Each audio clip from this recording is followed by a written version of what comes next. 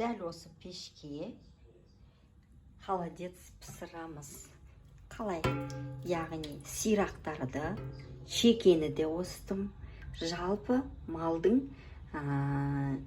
сирағы және жағы. Осыны 24 сағат осы пеште қайнаттым. Қап-қара деп сөкпеңіздер. Бұл біздің жалпы қолданатын пешіміз. Ұялатын ештеңке жоқ. Көмір жаққаннан кейін осылай болады. 24 сағат қайнаттым.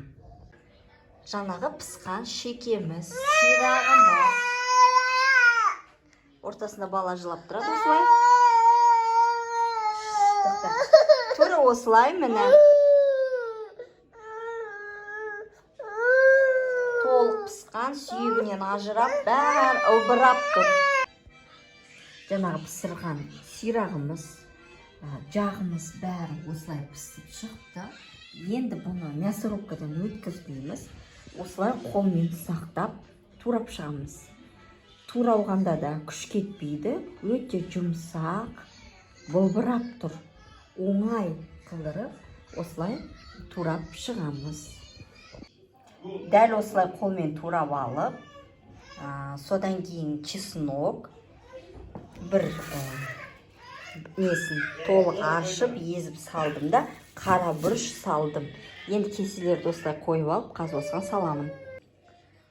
Дәл жаңағыдай петрушка және укроп қосып, бұны да араластырамыз.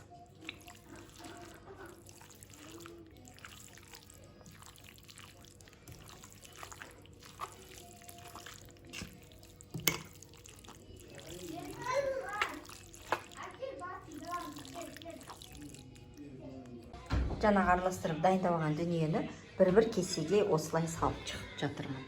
Қазір үстінен сорпасын құям, сонымен қатырамыз. Міне, дәл осындай сорпаны құйқаны қазір осыларға құйып шығамыз. Мысалы,